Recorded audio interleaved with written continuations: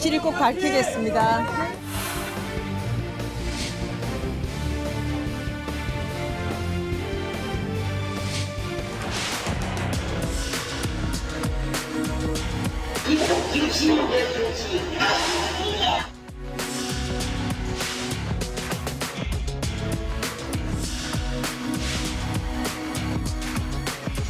아들 경기 보러 왔는데 내 아들 경기도 못 보고 후반전부터 가라고 해서 밥 차리고 있는 거죠.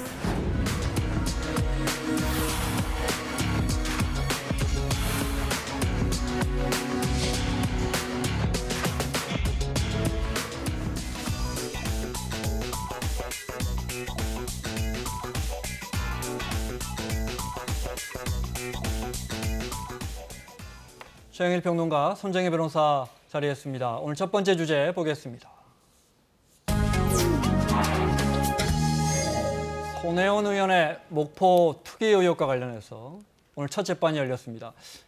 기소된 내용을 보면 그런데 과거에 그렇게 논란이 됐던 이해충돌 이런 문제는 빠져 있는데 오늘 좀 자세히 살펴보겠습니다.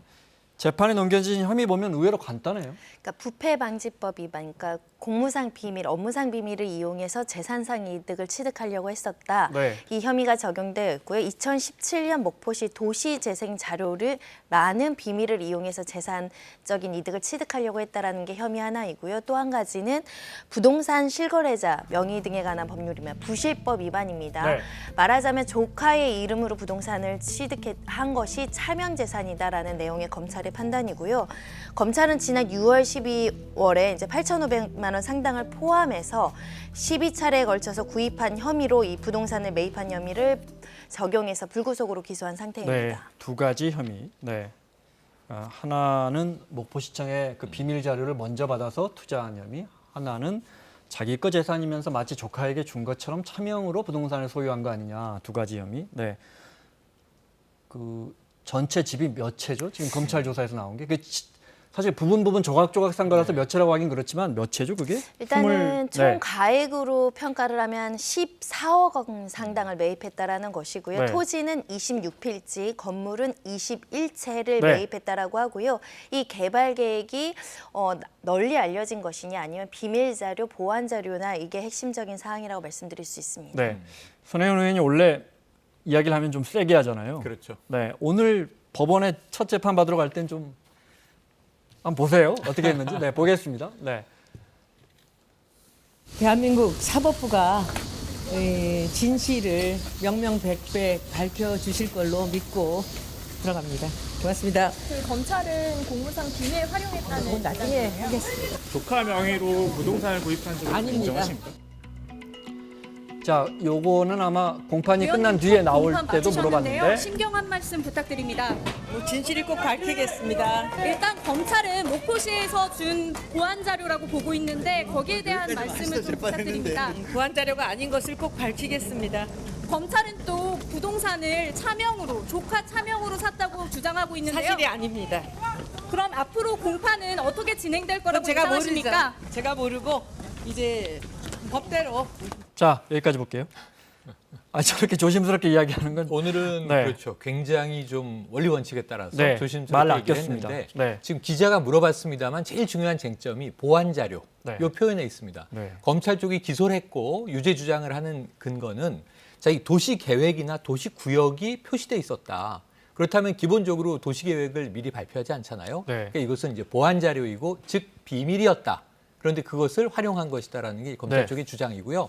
손혜원 의원은 보안 자료가 아니라는 것을 꼭 밝히겠습니다. 이게 네. 제일 중요해요. 네. 어떤 주장이냐면 도시 재생 사업인데 주민과의 공유 없이 그냥 막 이루어지는 게 아니다. 네. 이 신도시 지정하고는 좀 다르다는 거죠. 그래서 이것은 손혜원 의원 측 입장은 보안 자료가 결코 아니다. 네. 이것이 이제 제일 주요한 쟁점이 되겠습니다. 손 의원 측은 특히 그게 보안 자료는 무슨 그 계획 자체가 주민들하고 공청회 해가지고 네. 만든 자료인데 공청회를 해서 만든 것이고 이미 네. 2017년 공청회 때 그 구역은 다 이제 공유되었던 것인데 네. 그것을 뒤늦게 문서화가 됐다고 해서 보안이라고 주장하는 검찰의 주장은 네. 잘못이다라고 하는 것이죠. 네. 6월에 기소 당시에 검찰 입장과 손혜원 의원의 입장을 차례로 들어보겠습니다. 손혜원 의원이 목포에 방문을 하게 돼서 목포의 뭐 문화예술인들과도 막 간담회를 개최하면서 목포시청과 접촉을 해서 목포시의 도시재생 사업이라는 것을 알게 되고 손혜원 의원도 직접 목포 같은 그 여러 가지 문화의 어떤 그런 부분들이 있는 것이 발전해야 된다는 같은 어떤 이해관계 속에서 목포시와 적극 협의를 하게 됩니다. 그 과정에서 목포시는 사업을 추진하는 것이고 국회의원이 도와주겠다는 그런 그 의사를 보였기 때문에 자연스럽게 그 협의 과정에서 이 자료를 보내준 거죠.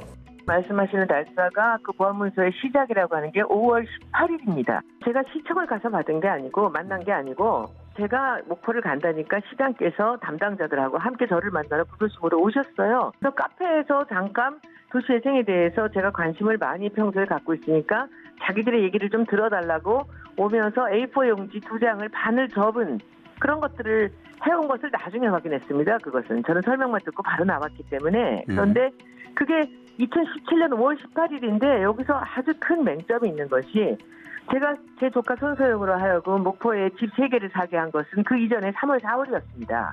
그러니까 제가 보안 문서를 보고 목포에 그 부동산을 사람들로 하여금 사게 했다라는 것 자체가 성립이 되지 않는 것이죠. 네. 자, 2017년 이야기입니다. 공청회도 2017년이고 그렇죠. 그 보안 자료라는 것을 봤다는 것도 2017년인데 일자별로 한번 볼까요? 네. 그러니까 지금 손혜원 의원의 주장은 내가 이런 보안 자료를 보고 이렇게 투자나 이익을 취득하려고 했던 것이 아니라 그 전부터 이런 어떤 목포의 주요 관심사인 어떤 부동산들을 매입하기로 했다면 이 보안 자료 때문에 매입을 했다라는 검찰의 주장은 논리적인 모순이나 시간 순서가 맞지 않는다 이런 5월 주장을 하는 18일 날 것이고요. 그 자료를 봤는데 그게 진짜 검찰 주장처럼 비밀 자료였다면 내가 어떻게 2달 전에 여조카에게는 미리 부동산을 사줬겠느냐 이런 거군요. 네, 시간적으로 역순인 주장을 검찰이 하고 있다는 것인데 손혜원 의원의 주장은 간담회나 인터넷이나 각종의 지역 주민들의 정보로 이미 이 지역의 어떤 계획이라든가 이런 것들은 널리 알려져 있던 상황이기 때문에 정보의 비밀성이 유지되지 않는다는 게 주장입니다. 네, 저희도 손혜원 의원 그 논란이 뜨거웠을 때 여러 차례 그 유튜브 보여줬는데 저 2017년에 손혜원 의원이 여기저기 다니면서 내가 거기 땅을 사고 있고 맞습니다. 여기 투자해라 앞으로 우리가 살려보자 뭐 내가 돈 내서 조카도 사줄 거고 막 떠들고 다녔어요. 주변 사람들에게는 많이 홍보를 했죠. 제가 궁금한 건 그 정부 자료를 몰래 빼돌려가지고 투기 의혹으로 투자한 사람이 유튜브 나와서 내가 거기 투자하고 또 하고 내 보좌관 내도 좀 사라 그랬고 이렇게 떠들고 다닙니까? 그런 부분은 이제 손혜원 의원이 이제 무죄 주장을 하면서 그 당시에 어떤 불법적인 재산적 이득을 취득하려고 의도를 했다고 한다면 주변에 이렇게 투자를 권유하고 이 목포에 대한 여러 가지 이제 개발이나 이런 것들을 독려했겠느냐. 나는 업무상 내 직분으로 여기를 살려보고자 하는 선한 의도였다라고 하면서 범죄의 고의를 이제 부인하는 전략을 쓸 것으로 보이고 또 그 주장이 전혀 일리 없는 것은 아닙니다. 다만 이게 보안 문건이냐 업무상 비밀, 공적인 비밀이냐는 또 법률적인 개념으로 판단을 해야 되는 것이기 때문에 지금 검찰 주장은 그 당시에 제3자가 정보 공개 청구를 했는데 이게 투기 목적으로 악용될 우려가 있어서 공개를 하지 않은 정보다 이걸 근거로 세우고 있고 손혜원 의원은 그렇지 않다. 그럼에도 불구하고 이 정보들은 널리 알려져 있기 때문에 비밀성을 유지할 수 없다. 이런 주장이 지금 대립하고 있는 상황입니다. 법리라는 게 또 우리 상식하고 좀 다를 수도 있잖아요. 그렇죠. 예컨대 손 변호사 설명을 듣고 보니까 쉽게 말해 그 당시에 저기 개발된다는 거 알 사람은 다 알았는데 그럼에도 불구하고 그 서류 보여주면 안 되는 서류라면 법에 저촉될 수도 있다. 만약에 검찰의 주장이 맞다라고 한다면 혹여라도 그 문서엔 조금 더 구체적인 어떤 개발 계획에 대한 청사진이 더 널리 적혀 있다라고 한다면 공청회 자료보다 훨씬 더 세밀한 정보 이런 것들이 뒷받침되면 유죄가 인정될 수도 있고요. 하지만 이 업무상 비밀의 비밀은 굉장히 그 형사 법정에서는 엄격하게 증명을 해야 됩니다.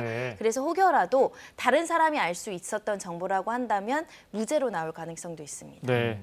그다음에 조카 여조카에게 사준 것도 있고 남자 조카에겐 창성장 그 뭡니까 숙박업소 제일 유명했던 게 게스트하우스가 된 창성장이죠. 거기에 3분의 1인가를 남자 조카에게 사준 그 부분은 또 다른 거하고는 다르게 이거는 사준 게 아니고 차명 재산이다 이랬어요. 그러니까 검찰은 거의 대부분이 차명 재산일 것으로 추정을 하고 상당히 거의 대부분을 다 이게 추징 대상, 몰수 네. 대상, 그래서 이제 가압류 신청을 했던 거예요. 다만 법원이 인정한 게 아. 어떤 부분은 인정 안 했고 네. 다툼의 여지가 있고 네. 이거는 맞는 것 같다라고 이제 이 추징 대상으로 인정을 한 것이 네. 말씀하신 남성 조카에게 사준 창성장입니다. 네. 아까 여조카에게 사준 것은 3월에 사줬거든요. 네. 근데 창성장은 6월에 매입을 하거든요. 근데 그 근거는 뭐냐면 이 창성장이 이게 좀 나중에 가격이 오를 수 있겠다라고 판단한 것이 누구겠느냐. 자, 물색한 것도 손혜원 의원이고 이 창성장을 낙점한 것도 손혜원 의원이고 거래 매매를 직접 주도한 것도 이제 이 손혜원 의원인데 다만 명의만 3명 청년 공동 명의로 돼 있습니다. 네, 보좌관 그- 뭐 자녀도 예, 있고요. 하나가 남자 조카, 20대 청년 남자 네. 조카고 하나는 보좌관의 딸, 또 하나도 지인의 자제. 네. 이렇게 해서 3명이 다 이제 주변 인물이거든요. 그러다 보니까 이게 결국은 손혜원 의원 것인데 조카 차명으로? 등 타인의 차명으로 이제 매입해서 네. 차명으로 보유하고 있는 것이다. 근데 손혜원 의원 측의 이제 반론은 증여한 것이다. 네. 이게 정말 조카의 앞으로의 이 삶을 위해서 내가 증여해 준 건 맞는데 내 것이 아니라 그들의 것이다라는 주장입니다. 네. 그 조카, 남자 조카의 아버지가 그러니까 이제 손혜원의 남동생과는 사이가 그 아버지가 뭐 도박하고 뭐 유명한 그래서 사람이잖아요. 그 네. 이 손혜원 의원의 남동생, 지금 말씀하신 조카의 아버지 되는 인물은 상당히 이 의혹이 네. 커지고 있는 과정에 손혜원 의원과 반대되는 입장을 그래서 뭐 언론 그거 인터뷰를 통해서 많이 우리 내놨죠. 누나까지 내 아들 준 거 아니다라는 입장이었고 맞습니다. 정작 당사자인 그 조카는 뭐 네. 뚜렷한 말을 안 하고 있고. 맞습니다. 네. 알겠습니다. 근데 그때 당시에 진짜 큰 논쟁은 뭐였냐면 이것 갖고 우리가 며칠을 방송했습니까, 그죠? 중요한 건 손혜원뿐만 아니고 이제 다른 국회의원들까지 번졌잖아요, 이 네. 논란이. 그래서 이해충돌 이해충돌. 방지해가지고 네. 예를 들어 내가 국토위 의원인데 어디다가 도로 내주세요 하는데 알고 보니까 그 국회의원 건물이 뭐 있더라, 뭐 이런 부분들. 그래서 이제 그때 논란이 됐던 게 문광희 그 민주당 여당 간사여서 그런 직위 이용해서 무슨 정보 취득한 거 아니냐, 정부 정보, 개발 정보. 그 다음에 또 뭡니까 목포를 그 무슨 거리 지정하는 데 있어서 압력 행사한 거 아니냐. 네. 이런 건 다 빠졌어요. 이거는 이제 고발된 사건이어서 실제로 네. 수사가 이루어졌었습니다. 문화재 거리로 이제 지정되는 데 있어서 문광희 국회의원 신분으로 어떤 권한을 남용해서 직권 남용한 거 아니냐 이런 혐의로 이제 수사를 받았는데 네. 검찰에서는 불기소 처분을 내렸습니다. 그리고 이 불기소 처분에 대해서 지금 시민단체들이 항고하겠다 이런 계획도 밝히고 있는데 불기소했던 이유는 부당한 압력을 행사했다고 하고 볼만한 단정지을 만한 증거가 네. 부족하다 이렇게 판단을 했고요. 그러니까 국회의원의 정당한 권한이냐 아니면 그 권한을 불법적으로 남용했느냐에 대한 뚜렷한 증거가 부족하다 이렇게 보시면 되겠습니다. 네. 그 손 의원은 그래서 검찰이 나를 이렇게 뒤졌는데 이런 부분만 기소한 거 보면 나머지 의혹은 다 해명이 됐다. 또 이렇게 이런 입장이더군요. 알겠습니다. 그 남부지검에서 손혜원 의원 네. 이 혐의로 기소하면서 그 기소한 검사들이 또 이번 검찰 인사에서 뭐 좌천됐다 이건 무슨 말입니까? 그런 논란이 지금 보도가 네. 됐는데요. 아까 손혜원 의원과 검찰 쪽의 이야기를 할 때 이 사건을 기소한 지휘부가 서울 남부지검의 제2차장 네. 김범기 차장이에요. 아까 나왔던 분입니다. 그 이제 직접 기소의 변을 이야기한 분인데 네. 이 인사 이번에 이 검찰 인사에서 좌천이 됐어요. 어디로 네. 가냐면 이제 서울 고검에 형사 부장으로 갔는데 검찰 조직만 특이하게 부장이면 승진한 거 아니야? 대부분 그러실 텐데 네. 검찰 조직만 차장이 높습니다. 알고 계시죠? 그래서 이제 남부지검 제2차장에서 고검 형사 부장으로 간 네. 것이 승진이 아니라 좌천이다. 그리고 이 사건 자체가 지휘부가 지금 이 어쨌든 인사 발령으로 바뀐 거잖아요. 네. 그래서 기소라도 제대로 유지가 되겠는가 하는 네. 우려가 검찰 조직 공소유지가, 내에서 네. 나오고 있다고 합니다. 알겠습니다. 손 변호사 어떻게 봐요, 판결은? 검찰이 기소를 했는데 이게 사실은 유죄를 검찰에서 엄격한 증명으로 증명하기가 사실상 어려운 범죄이긴 합니다. 하지만 결과는 외단할 수가 없는 것이고요. 그 명의 차명 부동산 네. 매입과 관련해서는 실질적인 이익은 누구에게로 향하느냐 이게 핵심적인 걸로 보이고 비밀성 여부는 그동안 공개된 정보가 얼마나 네. 구체적이었고 이 정보를 이용해서 이득을 취득할 만한 상당한 개연성이 있는지 네. 그래서 그 비밀 유지성이 핵심 관건인데요. 검찰이 입증해야 되는 부분입니다. 여기까지 듣겠습니다. 자, 손정혜 변호사, 최영일 평론가와 함께하고 있습니다. 오늘 두 번째 주제 보겠습니다.